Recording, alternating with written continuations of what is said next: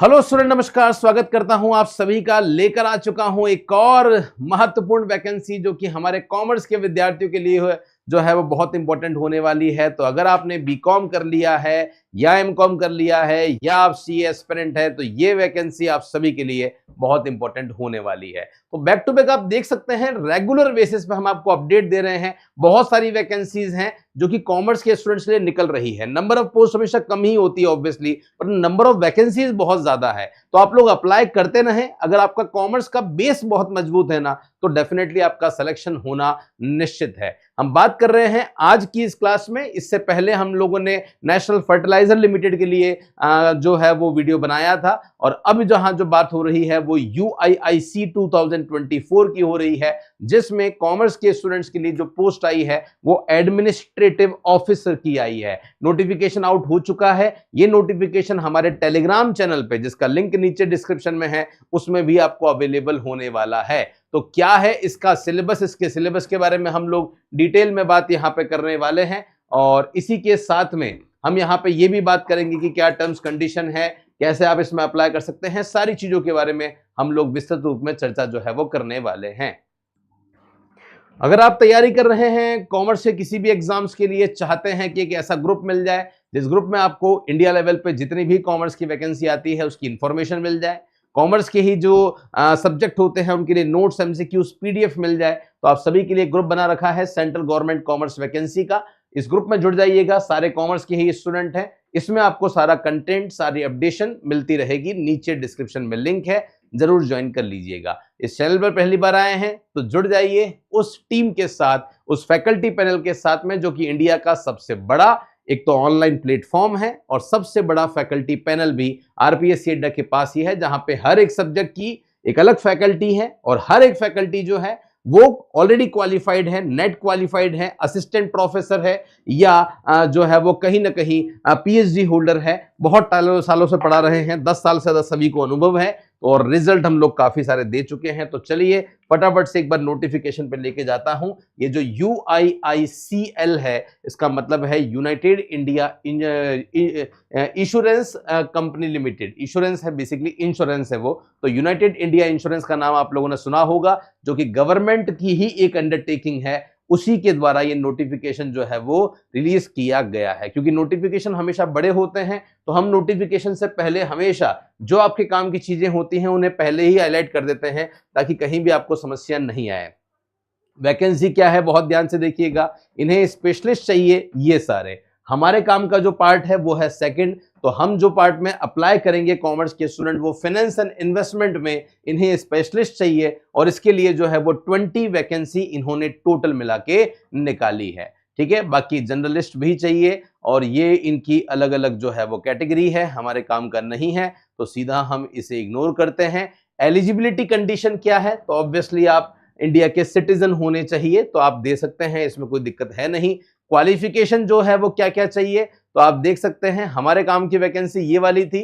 तो finance and investment, जिसमें total मिला के 20 पोस्ट आई है, इसके लिए आपके पास क्या होना चाहिए, बीकॉम। सबसे मेन जो मिनिमम क्वालिफिकेशन है वो बीकॉम है, बट सारे बीकॉम वाले नहीं चलेंगे, इन्हें कम से कम 60% जो है वो चाहिए। रिजर्वेशन कोटे में आते हो तो 5% का एक्स्ट्रा एडवांटेज मिल जाएगा, लेकिन यस आपका बीकॉम होना चाहिए। लेकिन अगर आपने बीकॉम करने के बाद में एमकॉम कर ली है, तो एमकॉम में चाहे आपका 3rd डिवीजन है, फर्क नहीं पड़ता। इन्होंने साफ बोल दिया है एमकॉम होनी चाहिए। तो चाहे आपके एमकॉम बिजनेस में हो, अकाउंट्स में हो, फर्क नहीं पड़ता, आप इसके लिए अप्लाई कर सकते हैं। या फिर आपने सीए, चार्टर्ड अकाउंटेंट का कोर्स कर रखा है, सीए बन चुके हैं, या ICWA हो चुका है, तो भी आप इस वैकेंसी के लिए एलिजिबल हैं। बाकी वैकेंसी हमारे काम की नहीं है। तो एलिजिबिलिटी जो है वो मैंने आपको यहां पे बता दी है। ठीक है, और क्या क्या बातें हैं बहुत ध्यान से देखिए। Qualification mention above should be obtain from any recognised university. Obviously जो बीकॉम होना चाहिए वो किसी रिकॉग्नाइज्ड यूनिवर्सिटी से होना चाहिए। इंस्टीट्यूट जैसे कि सीए कर रखी है तो ICAI से होना चाहिए। अप्रूव्ड बाय यूजीसी, तो यूजीसी से अप्रूव कॉलेज होगा तो ही काम चलेगा। May be with in appropriate pattern, तो वही अप्रोप्रिएट पैटर्न जो आज तक चलता था, 10+2 मतलब वही 12th हो गई, और 3 साल मतलब ये ग्रेजुएशन हो गई है, या उसके इक्वल कोई हो गया। Where CGPA OGPA are awarded, the candidate will have to produce a certificate. तो जहां पे आपको जो दिया गया है, जैसे 12th है तो 12th में आपके CGPA दिए गए हैं, तो वहां पे आप सर्टिफिकेट लगा सकते हैं, उसमें कोई प्रॉब्लम जो है वो नहीं होने वाली है। The candidate should have completed the qualification mention above on और, तो डेट क्या है, तो डेट इन्होंने यहाँ पे जो दी है क्वालिफिकेशन में आपको बताऊंगा कि 30 ईयर आपकी एज होनी चाहिए, वो 30 ईयर एज होनी चाहिए या बीकॉम की मार्कशीट आपके पास में होनी चाहिए। उसकी डेट क्या है डिसाइड करने की, तो 30/9/2024 से पहले आपकी एज भी इससे कम हो और दूसरी बात जो है वो आपकी क्वालिफिकेशन भी आपके हाथ में होनी चाहिए। Those who have written the final examination for the minimum education qualification as on 30/9/2024 and whose result are declared after 13/9/2024 are not eligible to apply। मतलब बेसिकली हो सकता है 2 महीने पहले आपने बीकॉम का फॉर्म भर दिया है, एग्जाम दे दिया है बीकॉम फाइनल ईयर का, लेकिन अभी तक मार्कशीट हाथ में नहीं आई है, तो फॉर्म भरने से पहले आप देखिए डेट देखिए 30/9/2024 से पहले मार्कशीट आ जाती है तो बढ़िया बात है, नहीं आती है तो आप इसके लिए एलिजिबल नहीं होंगे। Working knowledge of computer obviously आपके पास में होना चाहिए। एज बता चुका हूं मैं आपको, इन्होंने जो एज दी है वो 21 साल से लेकर 30 साल के बीच में दी है, और इसमें भी यहाँ लिख दिया है इन्होंने कि आपका जो जन्म है वो 1/10/1994 के से पहले नहीं होना चाहिए और 30/9/2003 के बाद नहीं होना चाहिए। बाय डिफॉल्ट इस एज में आप 21 से 30 की कैटेगरी में ही आने वाले हो, ये ध्यान रखना। और जो एज लिमिट है उसमें भी रिलैक्सेशन इन्होंने दिया है, जैसे क्वालिफिकेशन में रिजर्वेशन दिया था 5% का, वैसे एज में भी 5 सालों का इन्होंने यहाँ पे रिजर्वेशन या बेनिफिट आप लोगों को दिया है। तो जो रिजर्वेशन कैटेगरी के स्टूडेंट्स हैं वो डेफिनेटली अपना सर्टिफिकेट लगा के इन रिजर्वेशंस का बेनिफिट जो है वो ले सकते हैं। एप्लीकेशन फीस यहाँ पे क्या है, इससे पहले जो हमने आपको NFL बताया था वहां तो 200 रुपए फीस ही थी, उसमें तो अप्लाई कर ही देना। यहाँ जो फीस आपकी होने वाली है वो 1000 रुपीज होने वाली है, तो ये वही डिपार्टमेंट जो है वो डिसाइड करता है कि क्या फीस होनी चाहिए। तो यहाँ पे लेकिन यस, अगर आप SC ST से हैं या स्पेशल कैटेगरी के हैं तो 250 रुपीज फीस आपकी जो है वो लगने वाली है। कब से ऑनलाइन फॉर्म जो है वो स्टार्ट होंगे, ऑनलाइन रजिस्ट्रेशन जो है वो 15 अक्टूबर से स्टार्ट हो जाएंगे। लास्ट डेट आपकी जो है वो 5 नवंबर है। वही बात है, अगर आपको इसकी तैयारी करनी है 2-3 दिन सोच लो, सोच के अपना मानस बना लो, और अगर मानस है तो फॉर्म भर दो, सोचो मत, क्योंकि कौन सी वैकेंसी आपकी किस्मत में लिखी हुई है ये कोई नहीं जानता। Okay, last date of payment of application fees आपकी जो है वो 5 नवंबर सेम है, और आपके पास में जो कॉल लेटर है वो एग्जाम से 10 दिन पहले आ जाएगा, ये इन्होंने कह दिया है। कब एग्जाम होने वाला है इन्होंने ये भी लिख दिया है, ये बहुत बढ़िया बात है कि date of online written examination will be 14 December. तो 14 दिसंबर को एक टेंटेटिव डेट दे दी है, तो मेरे हिसाब से आपके पास में अच्छा खासा टाइम भी है। अभी अक्टूबर चल रहा है, नवंबर है, दिसंबर है, तो आपके पास लगभग जो समय है उस समय में आप अच्छी तरीके से जो तैयारी है वो यहाँ पे कर सकते हो। एग्जाम डेट जो है मे बी ऑन वीकडेज या हॉलीडेज पे ही होंगे, क्योंकि उसी टाइम पे इनको सेंटर जो है वो अलॉट होते हैं। Application procedure, detail guideline, procedure for application registration, payment, ये है, ये सारी की सारी जो चीजें हैं वो इन्होंने अलग से दे दी है, वहां से जाके आप देख लेना। अब बात करते हैं सर, क्या यहाँ पे जो सिलेक्शन है वो एक ही एग्जाम देने के बाद सिंगल शॉट में हो जाएगा या कुछ प्रोसीजर्स हमें फॉलो करने पड़ेंगे, कुछ स्टेजेस होगी? तो यस, यहाँ डायरेक्ट नहीं होगा, आपको कुछ अलग अलग फेज हैं, वो फेज का सामना करना पड़ेगा। तो कितने फेज होने वाले हैं देखिएगा। The selection for all discipline will be made on the basis of overall performance in online examination and interview. तो भैया एक तो एग्जामिनेशन होगा, दूसरा इंटरव्यू होगा, उसके बाद आपका सिलेक्शन होगा। The candidate will be called for online examination which would comprise of the following. तो ऑनलाइन जो एग्जाम होगा, देखिए सबसे पहला फेज 1, फेज 1 में ऑनलाइन एग्जाम देना है, स्पेशलिस्ट है, ठीक है।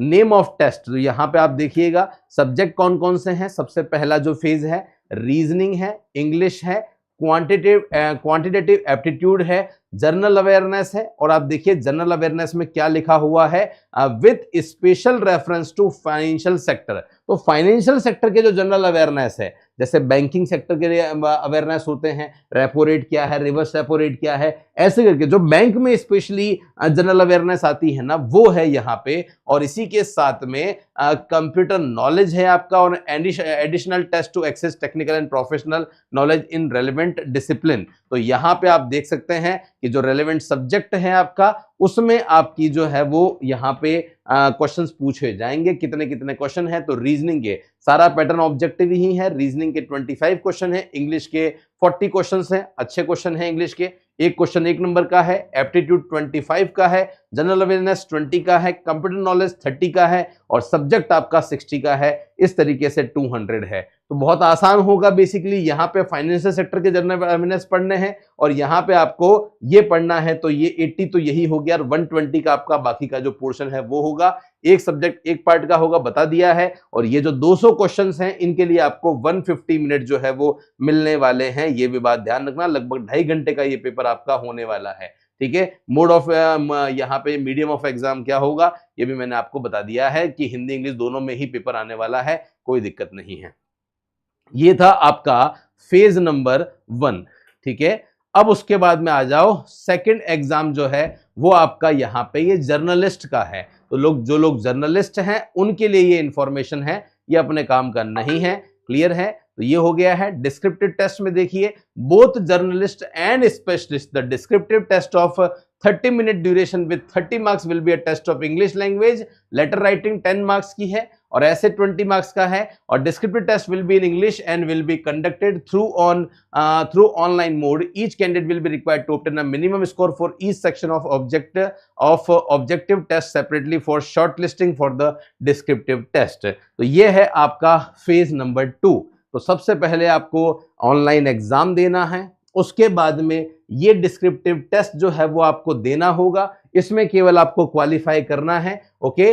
Descriptive answer script would be evaluated only in respect of those candidate, obviously जो उन्हीं का चेक होगा जिनका ऑब्जेक्टिव चेक हो चुका है। Depending on the number of vacancy available, cut off will be decided for descriptive paper evaluation. Each candidate will be required to obtain a minimum total score in the objective test and qualifying in the descriptive test for shortlisting for the interview.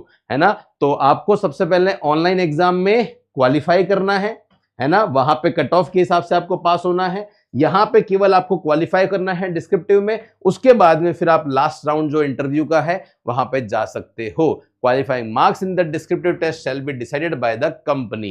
A candidate shall be required to qualify in the descriptive test, but the marks in the descriptive test will not be counted towards shortlisting. तो ध्यान रखना, आपको केवल qualify करना है। जो descriptive आपका exam होगा उसके मार्क्स का इंटरव्यू पे कोई इंपैक्ट नहीं आने वाला है, ये बात ध्यान रखना।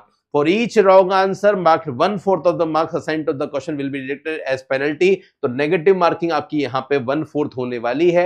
There will be section wise cut off in each section and overall cut off in each category. ये भी इन्होंने यहाँ पे दे दिया है। ठीक बात है। तो हर सेक्शन में आपको पास होना जो है वो इन्होंने यहाँ पे बोल दिया है कि कंपलसरी है। ओके।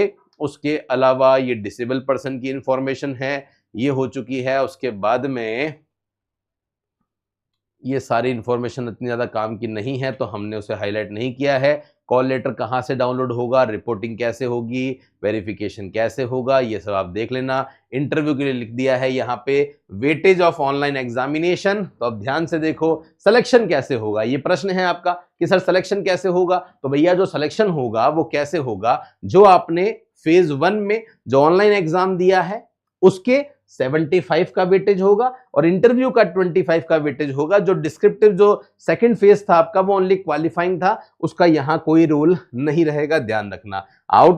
यहाँ पे outstation candidate called for interview will be reimbursed to and fro sleeper class rail fare. तो यहां इन्होंने बोला भी है कि भैया जिनको हम इंटरव्यू के लिए कॉल करेंगे उन्हें स्लीपर क्लास जो है वो रेल फेयर या बस फेयर जो है वो हम आपको देने वाले हैं। चलिए, ये बहुत बढ़िया बात है, पहली बार देख रहे हैं ऐसा। बायोमेट्रिक वेरिफिकेशन आपका होने वाला है। इसके साथ में ही और क्या इंफॉर्मेशन है एक बार वो देख लेते हैं। प्रोबेशन कितना बोला है, तो एडमिनिस्ट्रेटिव ऑफिसर के लिए जो प्रोबेशन पीरियड आपको बोला है वो 1 साल का बोला है, उसके बाद में आप परमानेंट हो जाएंगे। गारंटी बॉन्ड के लिए क्या बोला है, before joining as probationer the selected candidates for appointment on regular payrolls of the company will be required to give an undertaking to serve the company for a minimum period of 5 years including probationary period। तो कम से कम 5 साल आपको यहाँ इनके साथ job करनी पड़ेगी। Actual gross salary paid to him her but not exceeding the amount of gross salary for 1 year।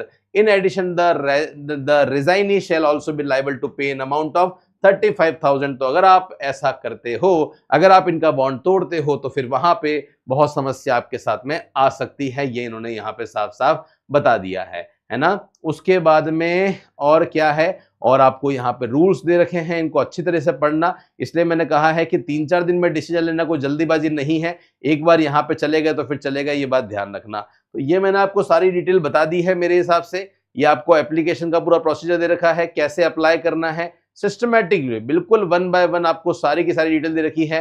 Payment of fees जो है वो क्या रहेगा, फोटोग्राफ आपको कैसा लगाना है, ये डिटेल दे रखी है। हैंड रिटन डिक्लेरेशन में क्या क्या आपको डालना है, कौन कौन से डॉक्यूमेंट जो है वो स्कैन करने हैं, थंब का कैसे क्या करना है, आपको पूरी इंफॉर्मेशन आपको यहाँ पे जो है वो डिटेल में दे रखी है। और यहाँ जो स्टूडेंट है जो स्पेशली कैटेगरी में आते हैं उनके सर्टिफिकेट्स और ये सब डिटेल जो है वो दे रखी है। तो ये अपेंडिक्स जो है वो आप लोग देख लेना और इसका अपने हिसाब से जो है वो यूज कर लेना, ठीक है। क्या सेंटर के लिए कि स्टूडेंट्स के मन में डाउट आ सकता है कि सर सेंटर जो है वो कहाँ पे आ सकता है, तो देखो इन्होंने अलग अलग स्टेट दिए हैं, उन स्टेट में हमारा राजस्थान भी था, तो जो राजस्थान के स्टूडेंट है वो यहाँ पे देख सकते हैं। तो आप देख सकते हैं ये रहा एग्जाम सेंटर जो है वो कहाँ कहाँ पे आएंगे। तो इन एग्जाम सेंटर में आप देखिएगा चित्तौड़ के एग्जाम सेंटर है आपका, है ना, ये जो है ये आपका आ रहा है कहाँ पे, नहीं ये नहीं, ये तो चित्तूर वाला है। और इसमें राजस्थान है, राजस्थान में कहाँ कहाँ पे है ये भी इन्होंने जो है वो दे रखा है। तो आप यहाँ पे देख सकते हो, ये गुजरात आ गया है, फिर हरियाणा आ गया है, फिर हिमाचल प्रदेश आ गया है, उसके बाद जम्मू कश्मीर है, फिर झारखंड है, फिर कर्नाटका है और फिर केरला है आपका, उसके बाद में मध्य प्रदेश है, महाराष्ट्र है आपका, उसके बाद में मेघालय है, मिजोरम है, नागालैंड है, दिल्ली है, उड़ीसा है और पुदुचेरी है, पंजाब है और ये राजस्थान है। राजस्थान में कहाँ कहाँ सेंटर है, सब जगह छोटी छोटी जगह पे सेंटर आपको मिलेंगे। अजमेर में, भीलवाड़ा में, बीकानेर में, चित्तौड़ में, जयपुर में, जोधपुर में, कोटा, सीकर, उदयपुर, अलवर, झुंझुनू, सभी जगह आपको जो सेंटर है वो यहाँ पे दिए गए हैं। तो सेंटर वाइज मुझे नहीं लगता कि कोई दिक्कत आपको आने वाली है। तो गाइज ये मैंने आपको सारी की सारी डिटेल इस नोटिफिकेशन की बता दी है। मुझे लगता है सारी डिटेल आप सभी को बहुत अच्छी तरह से समझ में आ गई है। तो गाइज अगर आप जुड़ना चाहते हैं हमारे साथ में इस कोर्स के लिए तो डेफिनेटली आप लोग जुड़ सकते हैं। कोर्स कौन सा परचेस करना है, अलग से मुझे लगता है कोई अलग से कोर्स परचेस करने की जरूरत नहीं है। अगर आपने राजस्थान में JVBNL जूनियर अकाउंटेंट वाला कोर्स ले रखा है जिसमें भी ग्रेजुएशन वाला पार्ट ही आता है, या अभी जो NFL वाला एग्जाम है वो आपने ले रखा है, तो उसका भी सिलेबस या JVBNL जूनियर अकाउंटेंट का सिलेबस ऑलमोस्ट मोर और लेस सेम रहेगा, क्योंकि ग्रेजुएशन लेवल पे जो सब्जेक्ट होते हैं वो मोर और लेस सारे ही उसमें कवर है। तो इसलिए आपको अलग से कोर्स नहीं लेना। ये कोर्स नहीं ले रखे हैं तो फिर आप जो है वो ले सकते हो। और अभी तक जब इतने सारे स्टूडेंट्स के सपने गवर्नमेंट जॉब में पूरे हुए हैं, है ना, आपके जैसे स्टूडेंट्स हमको मिले और ये जो टीचर्स हैं इन्होंने मेहनत करी, तो डेफिनेटली इतने सारे सिलेक्शंस मिल ही जाते हैं। आपको लगता है कि सर अलग अलग बेसिस पे हम लोग कोर्स परचेस करके परेशान हो गए हैं, क्या कोई कॉम्बो है क्या? बिल्कुल, तो 3-in-1 का कॉम्बो है। बार बार फीस नहीं देनी होगी। आप यहाँ पे जो नेशनल फर्टिलाइजर लिमिटेड है जिसमें अकाउंट असिस्टेंट का कोर्स है, NVS की ऑडिट असिस्टेंट का कोर्स है और EMRS अकाउंटेंट का कोर्स है, ये 1 साल की वैलिडिटी के साथ में आपको 3999 में अवेलेबल हो जाएगा। तो मुझे लगता है अगर ये कोर्स आपने ले लिया ना तो अलग अलग आपको किसी भी कोर्स को लेने की आवश्यकता नहीं होगी। ये कॉम्बो कोर्स हमने स्पेशली आपके लिए ही बनाया है। बाकी NFL के लिए अलग से कोर्स हमारा लॉन्च हो चुका है, वो भी लेना चाहते हैं ले सकते हैं। बहुत ही कम प्राइस में वो कोर्स भी आपको अवेलेबल हो रहा है। बाकी आप जानते ही हैं RPSC अड्डा, best educators, best content, MCQ previous year series, इसी के लिए स्पेशली जाना जाता है। फिर भी कोई डाउट है, कोई समस्या है तो इस नंबर पे आप हमें कॉल या मैसेज करके अपनी इंक्वायरी को जनरेट कर सकते हैं। और टेलीग्राम चैनल अभी तक ज्वाइन नहीं किया है तो कर लेना। आज से हम लोगों ने टेलीग्राम चैनल पे फिर से MCQ सीरीज जो है वो स्टार्ट कर दिए हैं ताकि आप घर बैठे प्रैक्टिस जो है वो बहुत अच्छी तरीके से कर सके। अगर आप कॉमर्स के स्टूडेंट हैं तो इस YouTube चैनल को जरूर सब्सक्राइब कर दो ताकि हर एक इंपॉर्टेंट नोटिफिकेशन या इंपॉर्टेंट मैसेज आप तक पहुंच पाए। थैंक यू सो मच आप सभी का मेरे साथ में जुड़ने के लिए। मिलता रहूंगा कुछ ऐसे ही इंपॉर्टेंट सूचनाओं के साथ। तब तक के लिए धन्यवाद। Take care. Bye bye. जय हिंद।